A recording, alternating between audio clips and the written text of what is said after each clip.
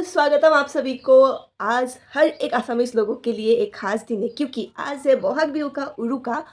और सभी लोगों को पता ही होगा थोड़ा थोड़ा सा तो कि बिहू असमीज लोगों का मेन होता है, 3 बिहू होता है और उनमें से सबसे बड़ा वाला बिहू जो बोहाग बिहू होता है उसका है आज उरुका। तो সকলো অসমবাসী ৰাইজলৈ বহাগ বিহুৰ বহুত বহুত শুভেচ্ছা থাকিল। প্ৰত্যেকজন অসমীয়ালৈ বহাগ বিহুৰ শুভেচ্ছা থাকিল। আশা কৰোঁ এইটো বছৰৰ সকলোৰে ঘৰলৈ সুখ শান্তি সমৃদ্ধি আহিব। और मैं आप लोगों को दिखाना चाहती हूँ ये तो पता ही होगा, ये आसामीज लोगों का गामूसा है। लेकिन ये ना थोड़ा सा खास है क्योंकि ये रेगुलर वाला गामूसा नहीं है। ये है पाट सिल्क का जो मेरी मम्मी ने बनाया है। ओह, और मुझे ना हैंडमेड वाला बहुत पसंद है, लेकिन ये मेरे लिए नहीं है। ठीक है, मम्मी ने एक तो दीदी के लिए और एक मेरे लिए बनाया है और ये है मेरा वाला। और उन्होंने बोला है मेरे छोटे दामाद को दे देना। अब जब मिलेगा वो तब दे दूँगी, तब तक ये है मेरी ज़िम्मेदारी। और दीदी वाला दीदी के पास है और इसमें मैंने दोही भी बाँध दिया है, प्यारा-प्यारा और छोटू-छोटू सा। तो इसको मैं रखूँगी जब तक मम्मी का छोटा दामाद नहीं मिलता। तो मज़ाक से हट के अभी मम्मी गई है राइस पाउडर बनाने के लिए और मुझे बोल के गई है कि नारियल का लड्डू बना दूँ।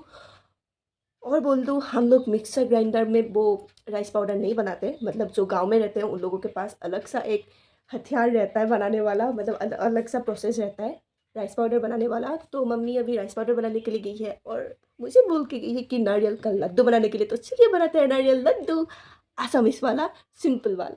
यहाँ पर मैंने सारा सामान इकट्ठा कर लिया था और मैंने कढ़ाई ले लिया था, जो कि हम बिहू के टाइम पे ये कढ़ाई को यूज़ करते हैं पीठा और पीठा का जो स्टफिंग होता है उसको बनाने के लिए या फिर नारियल लड्डू बनाने के लिए। तो मैंने यहाँ पे चाय जो पीते हैं ना वैसा वाला एक कप लिया है नापने के लिए और 3 कप जैसा नारियल लिया है पिसा हुआ।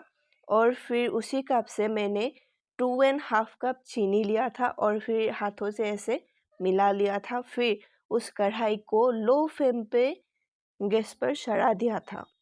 थोड़ा सा टेस्ट और बढ़ाने के लिए मैंने 3-4 इलायची भूनकर और हाफ स्पून जैसा सौंफ लेकर उसको दोनों को भूनकर पीसकर इसमें ऐड कर दिया था ताकि खुशबू भी अच्छा आए। और बिना रुके हिलाते हुए मैंने 12 मिनट जैसा इसको पकाया है लो फ्लेम पे। और ऐसे साइड साइड से सफ़ेद सफ़ेद जैसा कलर आ जाता है तो पता चल जाता है, या फिर ऐसे 2 उंगली से दबाने से ऐसे जब चिपक जाता है तो पता चल जाता है ये रेडी हो चुका है। तो मेरा भी रेडी हो चुका था, तो इसीलिए मैंने कढ़ाई से जल्दी जल्दी उतार लिया, नहीं तो ये कढ़ाई पे ही टाइट हो जाता।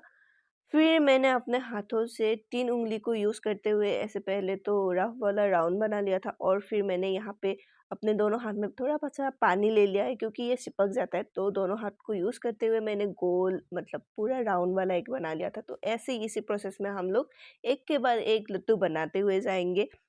और यहाँ पर मेरा पूरा का पूरा लड्डू बन के तैयार हो गया है और मेरे से तो रुका भी नहीं गया, इसीलिए मैंने थोड़ा सा टेस्ट कर लिया। ये सच में बहुत अच्छा वाला बना है और टाइट भी हो रहा था जल्दी जल्दी, मतलब बहुत अच्छे से भुना है ये। और मैं लेती हूँ अपने लड्डू का लुत्फ़। मिलेंगे नेक्स्ट वीडियो में। टाटा।